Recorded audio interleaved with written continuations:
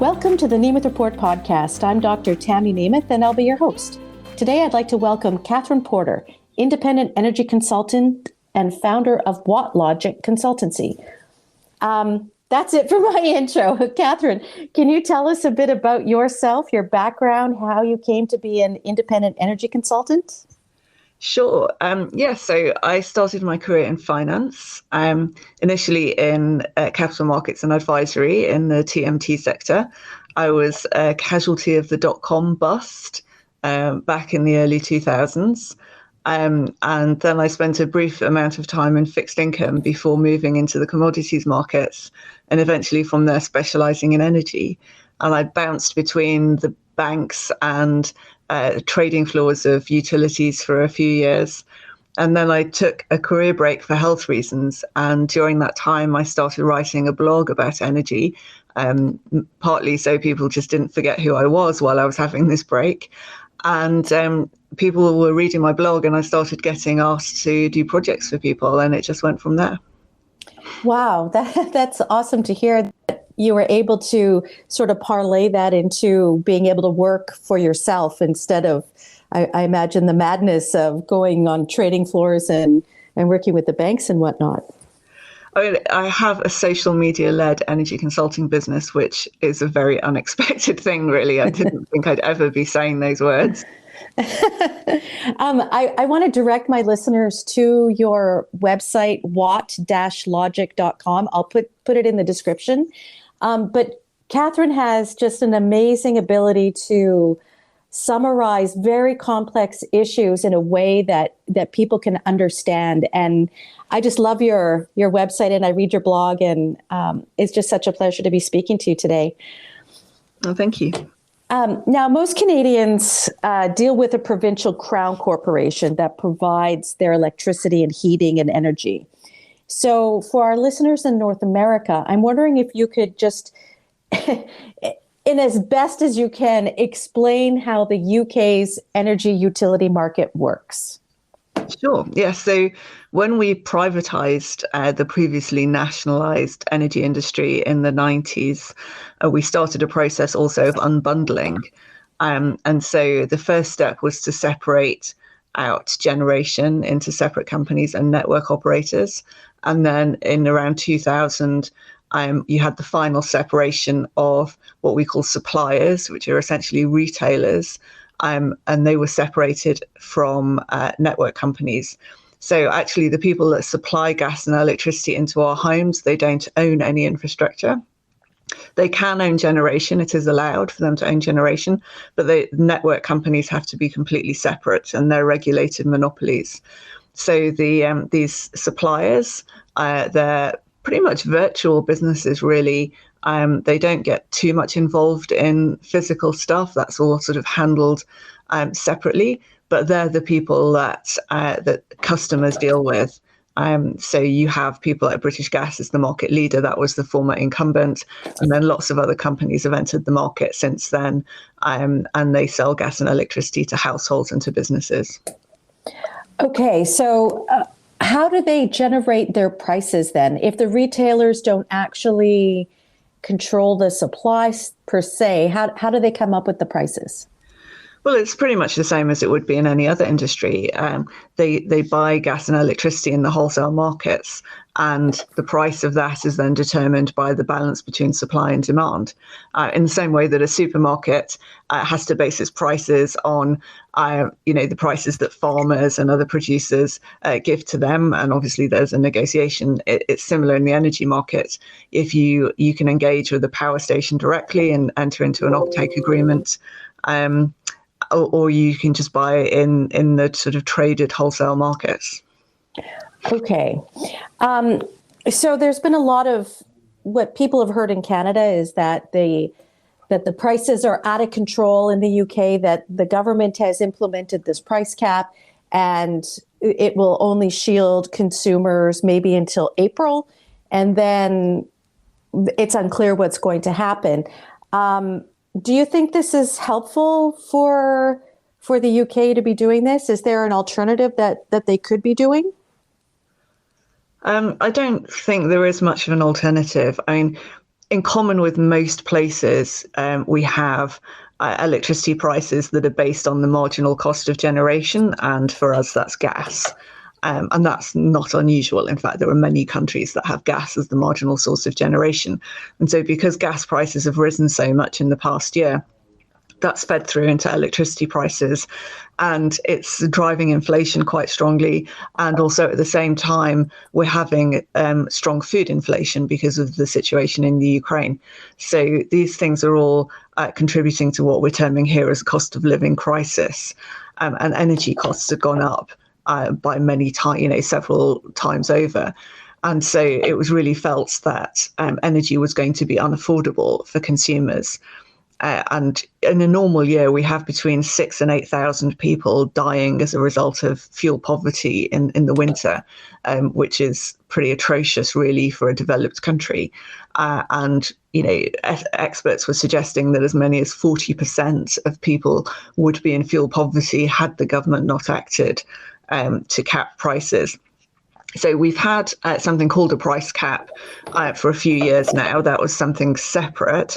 In addition to this price cap that was really a pass-through of costs calculated by the regulator, the government has put in place what is called a price guarantee, which is holding prices down below cost. And that's being funded through taxation. Now, that's being held at £2,500 as an annual average until April. And then from April for the following year, it's going to rise up to £3,500. So domestic customers will still receive a discount on their energy costs, but it'll be a smaller discount because if they'd held it at the £2,500, that was going to be a very, very expensive measure for the state to fund. So what happens, let's say in April, there's a change in world gas markets and the price decreases. Would things that be taken into account? It would, yes. So the government is guaranteeing that you won't pay more than the level it's set. But if market prices fall below that, then consumers will get the benefit of that reduction. Okay. So in terms of the UK's energy security strategy, I notice it hasn't been updated since Boris Johnson released his strategy. I think it was back in April. And Rishi Sunak, the new prime minister, hasn't updated that. Do you think that it's going to be reconsidered? I mean, the Boris Johnson's energy security strategy seemed to be focused on we need to reduce consumption and use energy efficiency things and so on, and doubling down on renewables. Do you think that's the solution here, or what would you recommend? Well, I think one thing I would say about the Boris Johnson's strategy was it was full of things that are actually limits and not targets. So all of the numbers were expressed as we're going to have up to so many gigawatts of wind and up to so many gigawatts of nuclear. That's not a target. A target would be at least right gigawatts. So what they've actually done is they've expressed it as limits, which I find kind of interesting, really, and I'm not really sure why they've framed it in that way, whether it's just unintentional or whether they really meant that as a limit. So I disagree with that strategy. I have quite a big concern about the way that we've been pushing wind, and it's not just in Britain that we're seeing this. We've rushed to develop quite a significant amount of wind now. And what we haven't done is really think particularly deeply about what happens when it isn't windy. In the past week, we've had that type of weather here in Britain, and we've had very high prices. We've had warnings that we might run out of electricity. The National Grid alerted its coal reserve that it might be needed this week. There was a possibility last week that it was going to activate its new demand flexibility service. And this is really quite early in the winter for us. So these are all signs that when it's not windy, we're starting to encounter problems.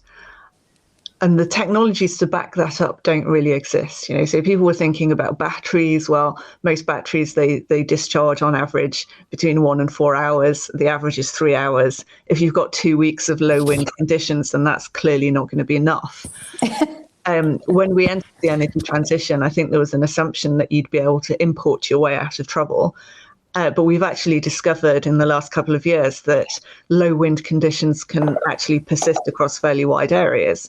In July and August this year, we had a high pressure weather system sitting pretty much across Northern Europe. And all the countries were experiencing the same thing. We had very hot, very still weather, droughts all over the place. Those weather conditions in the winter when demand is higher will be really quite worrying. And so we're now realizing that actually we can't necessarily import our way out of trouble either. So if I were in charge of the energy security strategy, I might be inclined to pause the rollout of new wind to give storage and bulk storage technologies in particular a chance to catch up. I would focus more on reducing heat losses in homes. We have notoriously leaky homes here in Britain that cost consumers money, and it's also not very environmentally sustainable. And given we don't have the money to do everything at once, I would prefer to stop subsidising more wind for the time being and really focusing on improving our housing stock. And the other thing I would do would be accelerate the construction of new nuclear power stations. And I would not choose the European pressurized water reactor that EDF is trying to build. It's a minimum of 10 years, and they haven't actually managed to build one in Europe yet. Yeah. I would go for advanced boiling water reactors, which were built in Japan in 5 years before Fukushima. So I would say, right, that one there that got built in 5 years, I just want those and do that. You know, that's a really good point, because if, for example, in Canada, they're talking about new research and development for SMR, small modular reactors, and they're doing it, they're like reinventing the wheel. There's already different technologies out there, whether, you know, Japan has some. They started, I think it was last July, this helium-cooled small modular reactor where they did they were running it, then they had a shutdown, and then they restarted it, and everything's been fine. China also, I think it was in September, they opened their first small modular reactor that's helium cooled as well. So there's alternatives out there, and I agree that the advanced reactor from Japan that you mentioned, you know, why not get that off the shelf, right? I mean, if they've done it and it's proven technology, then why reinvent the wheel for these other things just to say you've done it in-house? Yes, exactly. And the British government has indicated that it would like to start removing some of the bottlenecks from the process. And one way of doing that is to leverage the work of other, say, trusted regulators around the world. So that would include Japan. It probably wouldn't include China. And unfortunately, if we're looking back over the last couple of decades, the countries that have really made progress with nuclear have been China and Russia. But, you know, in Britain in particular, there's a strong move to actually exclude Chinese companies from nuclear projects. So I can't see any change in that thinking in the near term. So we have our own small modular reactor technology with Rolls-Royce, which is expected to enter the market later this decade. And I would be surprised if we would switch course on that. But I do think that, so take these advanced boiling water reactors that were built in Japan in 5 years, that would be a great place to start now. Carry on with the small modular reactor development and then set up some work around thorium. Now, the Chinese have just opened a new thorium reactor. There are various places in the world. I think Norway has a trial project running. It's actually a much better nuclear technology than uranium. It's safer. You can't really get a meltdown with thorium in the way that you can with uranium. So I'd really like to see that as a sort of medium-term goal to give us sort of a better technology diversity. For sure. And especially if it can be done on a small enough scale to have smaller nodes situated around instead of having these large mega kind of facilities. So I wanted to ask you, what's your position on gas utilities? Because the North Sea does still have potential to increase production of natural gas, but there seems to be a sort of stalling on developing that. Do you see that there's a future to develop that to increase Britain's domestic natural gas supply? Yes, well, the government is actually committed to doing that. And there's a new licensing round underway at the moment, which closes in January, which is going to issue around 100 new licenses for acreages in the North Sea. And this is all very positive. Unfortunately, at the same time, the government has put in place a pretty punitive windfall tax on domestic oil and gas production. That's disincentivizing producers, particularly the majors, from wanting to expand their activities in the North Sea, which is actually now becoming a technically challenging geography. So if you're a major with worldwide operations, you're going to choose places where it's easier to get the oil and gas out than the North Sea. We do actually have a pretty good domestic sort of small mid-scale sector operating in the North Sea. Unfortunately, they're still also being hammered by these taxes.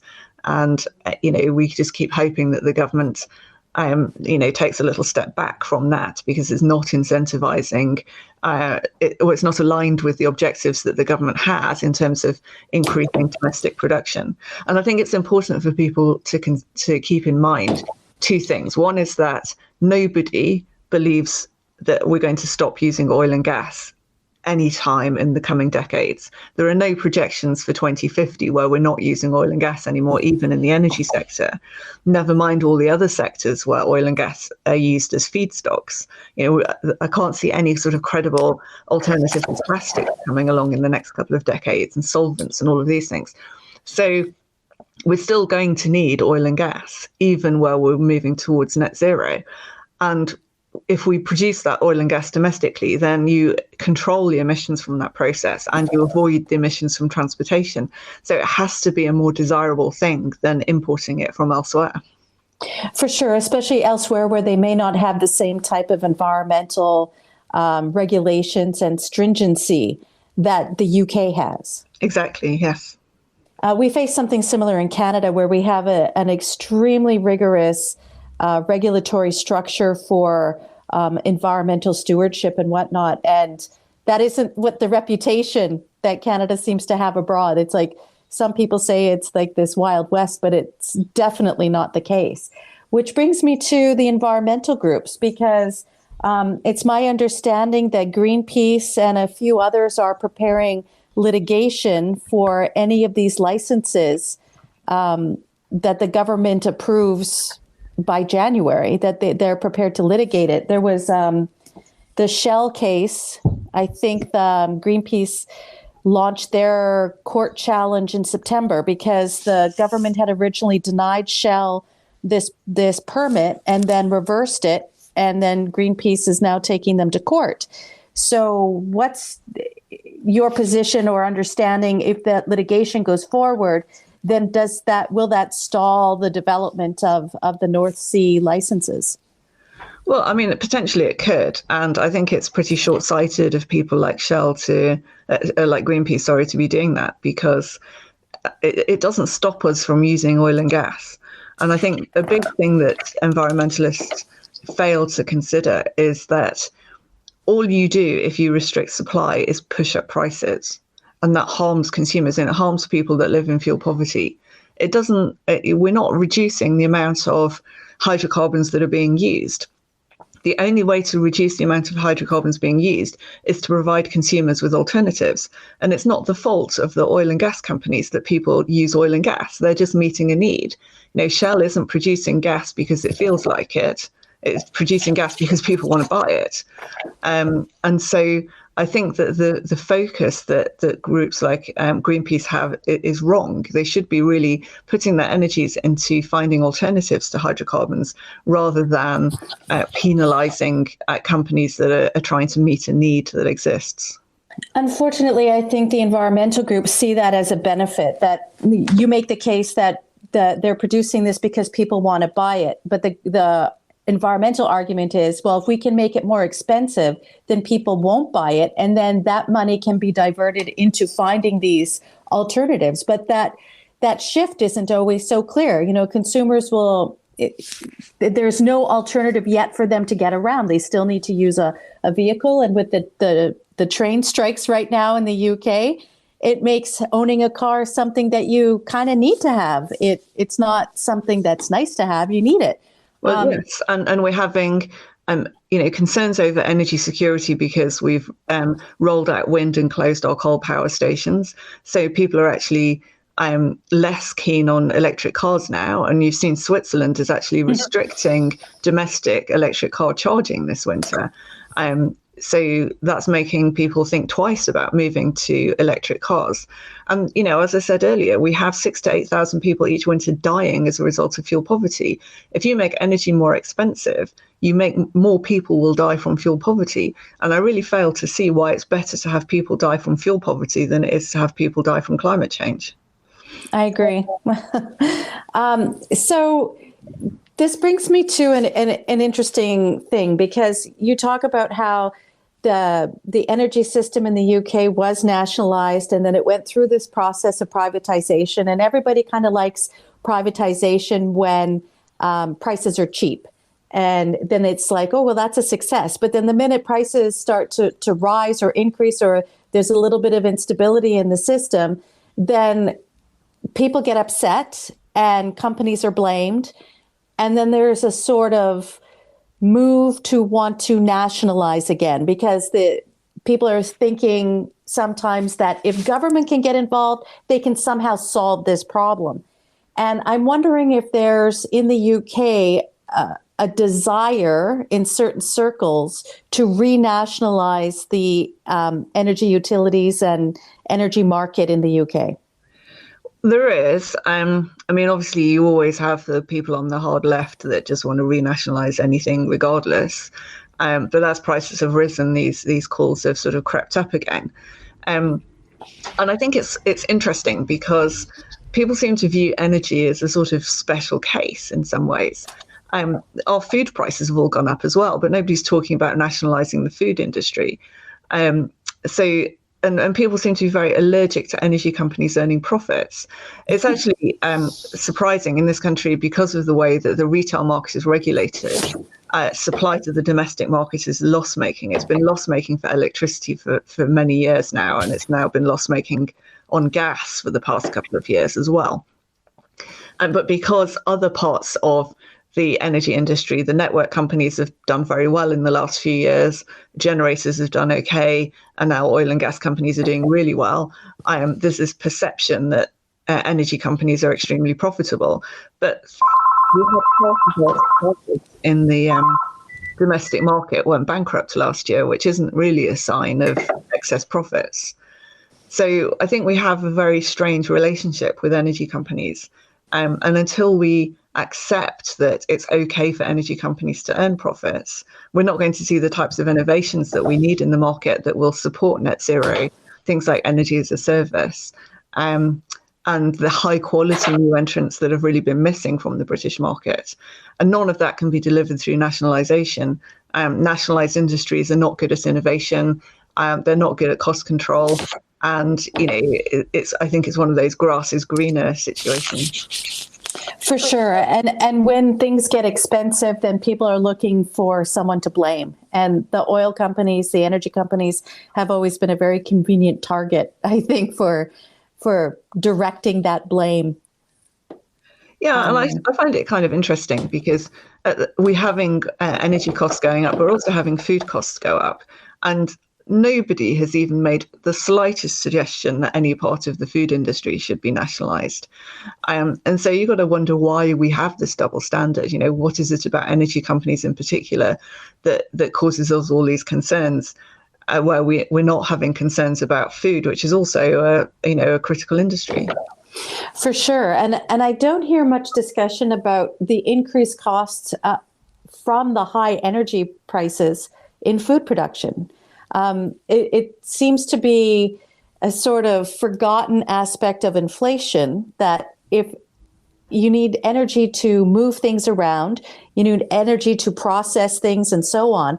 And if those prices go up, then the price of everything goes up. And instead it's, I know that Ukraine is one part of it, but, that's grain prices and whatnot, not necessarily the fruits and vegetables. And if you see what's going on in Holland, that there's a lot of greenhouses that produce a lot of fruits and vegetables for the European market, can't afford to heat their greenhouses. And so therefore their production goes down or they close, which then has a knock-on effect across the entire European, including the UK market. So, the energy is this important feedstock that's contributing to some extent to the food price increases. And yet no one's really talking about that. And you're right, it's not like they talk about nationalizing farming, because I think everyone kind of remembers what happened when the Soviet Union nationalized the farms and millions of people starved. Well, we had a pretty poor track record of a nationalised energy industry here. Another industry actually in Britain which gets this type of attention is the railways. Mm-hmm.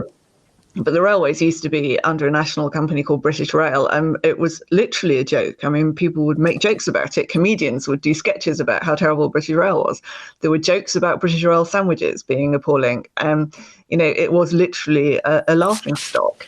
And the privatization of the railways was done in a kind of, they sort of tried to replicate what had been done in energy. So the analog of the energy networks is the rail infrastructure itself, the tracks and so on, and that was separated out from the train operating companies, which are the analog of the suppliers, and it hasn't been so successful in the railways. And so there's always this talk about renationalising the railways, but when it was nationalised previously, it was absolutely terrible, and forget that. This is not some sort of utopia that we should be harking back to. Well, this brings me to an interesting point. I've been thinking about this, the discussions in Europe, particularly how Germany is sort of nationalizing some of their energy utilities. France has kind of renationalized or taken more of a percentage of EDF, and some of the other countries as well. Out of nostalgia, a return to the 1950s or 60s style of energy pricing, where there was long-term contracts at a set stable price to ensure stability and consistency of planning. I look at these long-term contracts that Germany has signed with Qatar, and I'm thinking, are they trying to go back to that? It comes to this sort of nostalgia. Oh, in the 50s and 60s, there was the Seven Sisters who prices, and wow, wasn't that great? We got to plan stuff. And I wonder if they're sort of moving in that direction, nationalizing to some extent, but then hoping to negotiate these longer term contracts at a sort of set price. So there's a couple of things to unpack with that. I think a lot of the nationalizations that have happened in the last few years have been by necessity rather than ideology. So take EDF as an example. It was pretty much bankrupt because the government was forcing it to sell electricity below cost. And that isn't something that you can do indefinitely. And so in the end, the government was really forced to buy up the remaining portion of EDF it didn't already own and take it back into state ownership. And then you can use tax money to subsidize selling energy below cost. And similarly in Germany, where they've done some renationalizations, it was because the companies were in bankruptcy that they effectively had to get bailed out by the state. So it's a little bit different from renationalizing for the purpose of renationalizing if you have that as an ideological position. When it comes to these long-term contracts, again, it's not quite so simple. Long-term contracts in themselves are a good thing. And people should have them in their portfolio. It doesn't mean that everything has to be on a long-term contract, but you should have a portion of your procurement should be on long-term contracts, and some of that should be on fixed prices with firm delivery as well.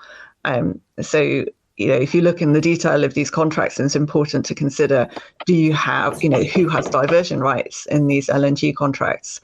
The Germans were being offered firm long-term contracts by Norway, pipeline gas, and they turned it down in favor of LNG because they had a view that in a few years' time there might be long gas and they might want to reship it, which is why they're looking at these LNG deals, because that would give them that flexibility. I personally think that's fanciful. I can't see any scenario under which in 10 years Germany's going to be long gas, but this, I think, is underpinning its preference for long-term LNG contracts.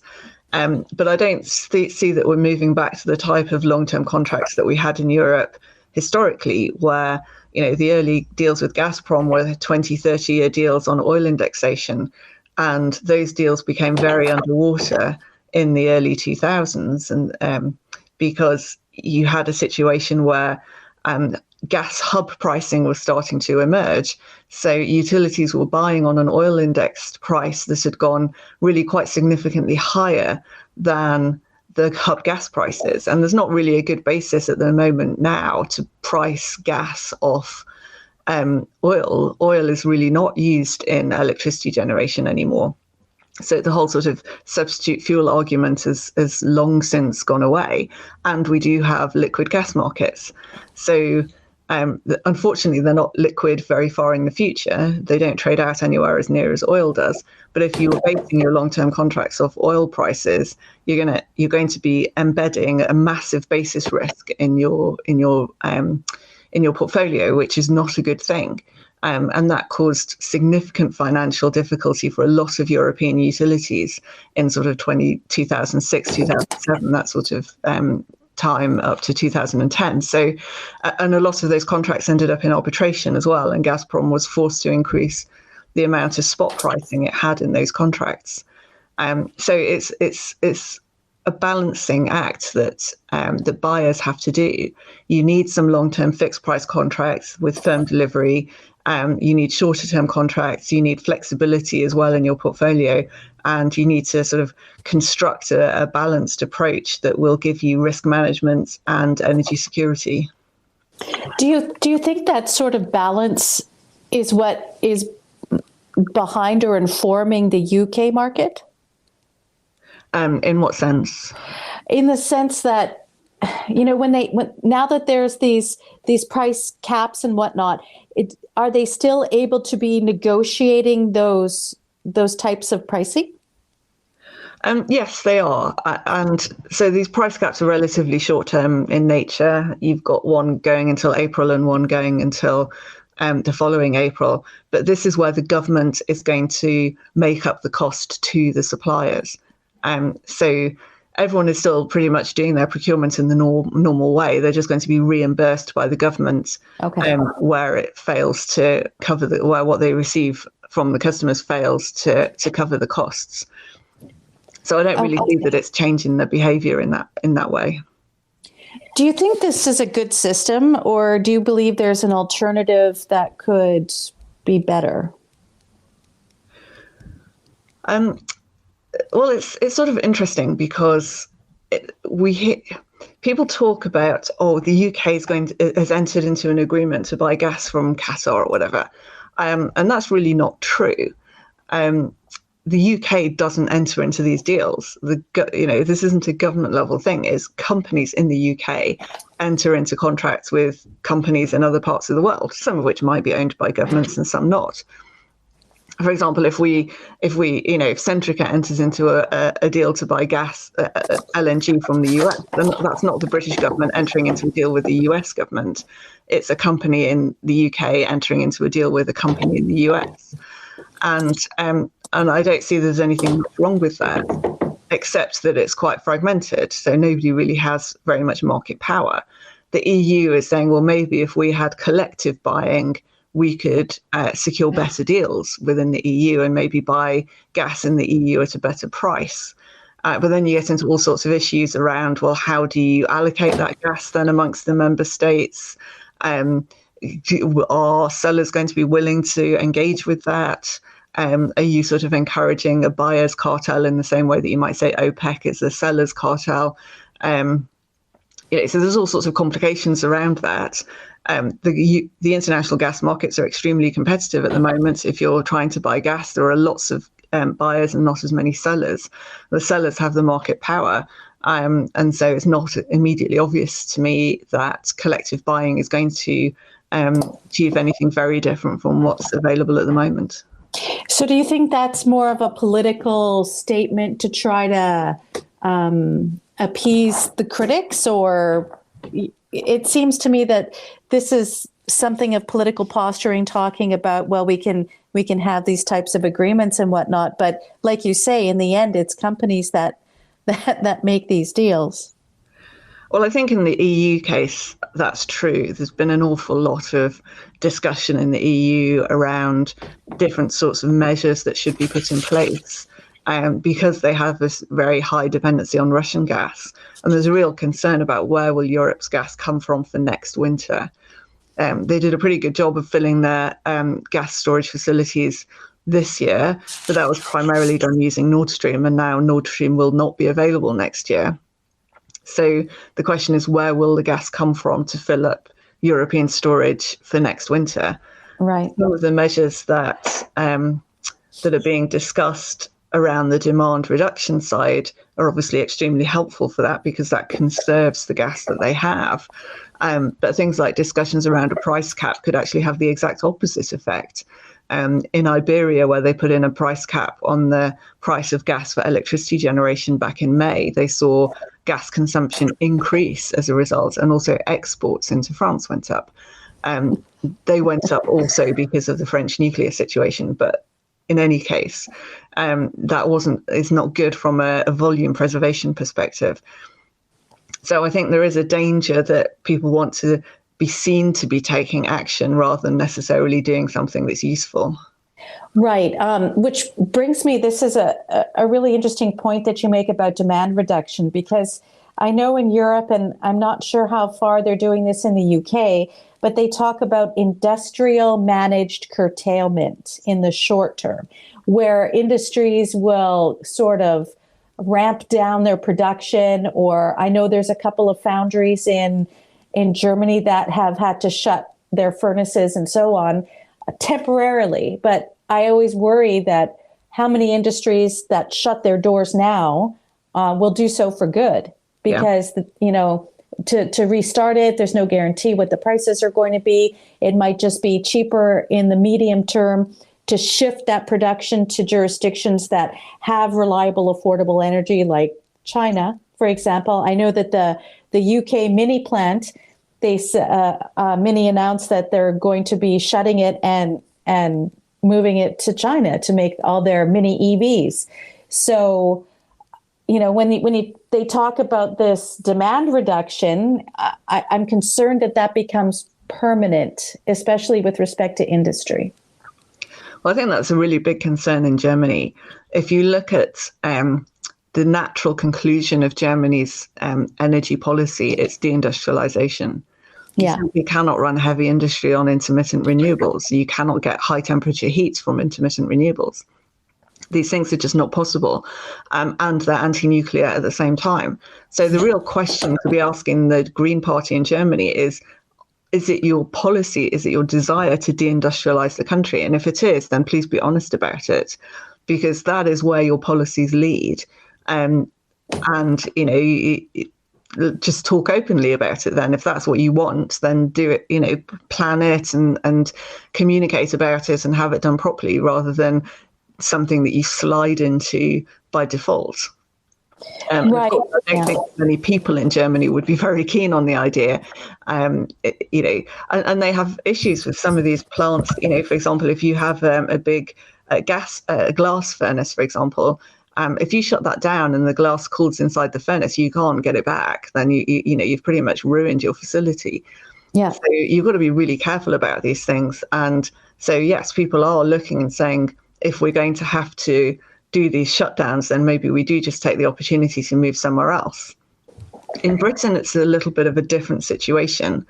There are various schemes already in place where National Grid can ask industrial consumers to turn down their consumption, or to turn it up. In fact, at other times you need increased consumption for system stability reasons, and they also get paid to do that. A new scheme has been introduced this winter, which extends to households, and it's executed at the day ahead, so it's not massively flexible. But National Grid thinks that it could potentially need 2 gigawatts of this demand response service. But contacts of mine within heavy industry have been telling me since really March this year that they're worried that this winter they might see involuntary curtailment. And that's where you get the big concern, which is where National Grid will just tell heavy industry that they have to stop consuming at certain times to protect the domestic market. And then you have a genuine loss of economic output.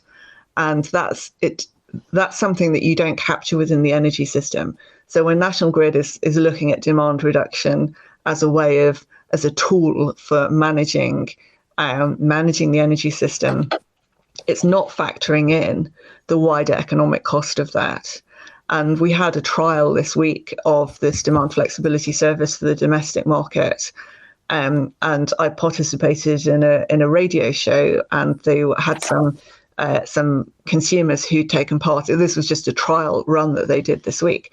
And they said, so one family, they sat in bed for an hour reading a book with the lights off and the heating off.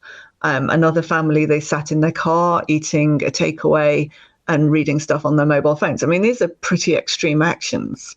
Wow. To be doing. Now, I'm not sure that when National Grid designed the scheme, it had in mind that consumers would go to those lengths, because they're getting paid, if they would, but the more they cut their consumption at the time that they're asked to cut, the more they'll earn. But it's all relative to what they use normally. So unless they're using huge amount normally, even if you sit in the dark for an hour in the cold, you're not really going to earn that much money. And it's going to be pretty unpleasant, and for some people dangerous. So I'm wondering whether our regulator is going to need to have a look at this, because one of the things the regulator is concerned about more widely is, particularly in the context of rising prices, are vulnerable consumers self-harming in a way, self-disconnecting in a way that's detrimental because of the sort of hardship aspect. And if you're going to have schemes like this that provide an incentive to do that, then that could be very bad for certain groups of vulnerable consumers. So, we might have to see regulatory action around that. That's a very good point. Particularly the elderly have a strong sense of duty. And are they going to see this as part of their duty to help stabilize the nation, and in so doing put themselves in great danger? Yes, that's true. And the people that were on this radio show, they had young children. Now, I wasn't sure just how young the children were, and my sense was they were maybe sort of primary school age. But again, this is really not a good way to be running things. It's not desirable. It's not healthy. And so I really think that we need to be planning much better to resource our energy system appropriately. Do you see this as a temporary measure, or could this become a permanent thing for the UK? I think people are thinking of it at the moment as temporary, aware of the gas crisis as a result of the Ukraine war. But what people, I think, are not realizing is that underneath the gas crisis, we have an electricity crisis. And the electricity crisis has been caused by poor policy decisions. It's not unique to the UK, nor is it a gas crisis either, for that matter. But many countries have made the same policy mistakes that we have, and that it's getting worse. And that this year has, in some ways, accelerated the problem because of the situation in France with their nuclear fleet. But, this is actually the second time in 5 years that the French have taken large parts of the fleet offline because of systemic problems. Right. It's an aging fleet. Who's to say there's not going to be the same problem in another couple of years? They find some other issue that means they have to take all the reactors offline. It's, that's a risk. So you have a lot of countries in Europe following a strongly wind-led energy transition without having their own backup facilities for when it's not windy. By law in the UK, all our coal plants has to close by October 2024. We have 2 nuclear reactors scheduled to close in March 2024 just because of old age.